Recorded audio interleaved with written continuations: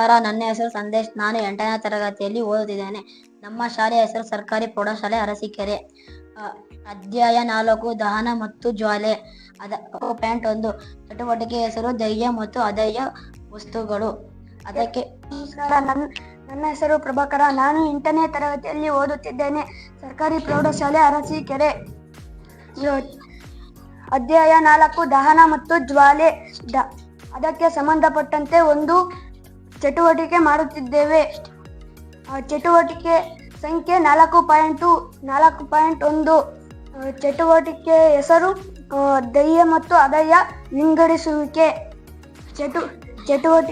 ಚಟುವಟಿಕೆ ಬೇಕಾದ ಸಾಮಗ್ರಿಗಳು: ಒಂದು ಬೀಕರ್ನಲ್ಲಿ ಸೀಮೆಎಣ್ಣೆ, ಒಂದು ಕಲ್ಲಿನ ಚೂರು, ಬಟ್ಟೆಯ ಚೂರು, ಒಂದು ಗಾಜಿನ ಚೂರು, ಕಬ್ಬಿಣದ ಮೊಳೆ, ಬೆಂಕಿ ಕಡ್ಡಿಗಳು, ಒಂದು ಮೇಣದ ಬತ್ತಿ, ಒಂದು ಕಟ್ಟಿಗೆಯ ಚೂರು, ಒಣಗಿದ ಹುಲ್ಲು, ಒಂದು ಇದ್ದಿಲು, ಕಾಗದ. ಮಾಡಿ ತೋರಿಸುತ್ತೇನೆ. ಮೊದಲಿಗೆ ಒಂದು ಮೇಣದ ಬತ್ತಿಗೆ ಬೆಂಕಿ ಹಚ್ಚಿಸೋಣ.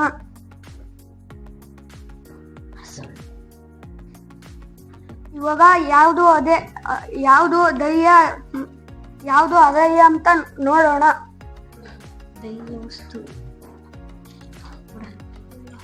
ಇದು ನೋಡೋಣ. ಇವಾಗ ಒಂದು ಕಾಗದವನ್ನು ತಗೊಂಡಿದ್ದೇವೆ.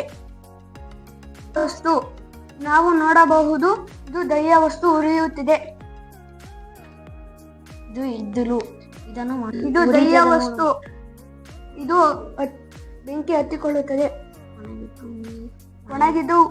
ಒಣಗಿದ ಹುಲ್ಲು. ಇದು ಧೈರ್ಯ ವಸ್ತು. ಇದು ಕಟ್ಟಿಗೆ ಚೂರನ್ನು ತಾಣಿದ್ದೇನೆ, ಬೆಂಕಿ.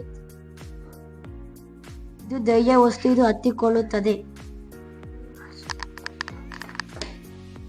ಇದು ಒಂದು ಬೆಂಕಿ ಕಡ್ಡಿಯನ್ನು ತಗೊಂಡಿದ್ದೇವೆ, ಇದು ಹತ್ತಿಕೊಳ್ಳುತ್ತದೆ.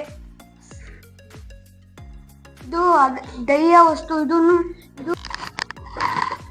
ಇದು ಕಬ್ಬಿಣದ ಮೊಳೆ.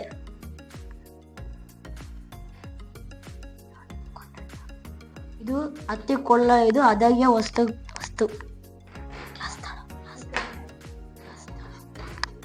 ಒಂದು ಗಾಜಿನ ಚೂರನ್ನು ತಗೊಂಡಿದ್ದೇವೆ,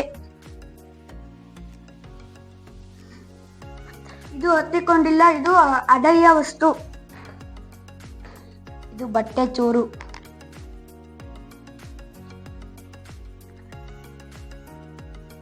ಇದು ಧೈರ್ಯ ವಸ್ತು, ಇದು ಹತ್ತಿಕೊಳ್ಳುತ್ತದೆ. ಇದು ಒಂದು ಕಲ್ಲಿನ ಚೂರನ್ನು ತಗೊಂಡಿದ್ದೇವೆ, ಇದು ಅಧೈರ್ಯ ವಸ್ತು, ಇದು ಹತ್ತಿಕೊಂಡಿಲ್ಲ. ಇದು ಕಟ್ಟಿಗೆ ಚೂರು. ಇದನ್ನು ಸೀಮೆಯಲ್ಲಿ ಎದ್ದಿದ್ದನು.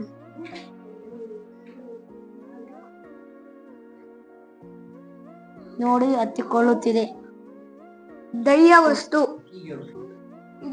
ಇವೆಲ್ಲ ಧೈರ್ಯ ವಸ್ತುಗಳು, ಇವು ಅಧೈರ್ಯ ವಸ್ತುಗಳು. ಧನ್ಯವಾದ.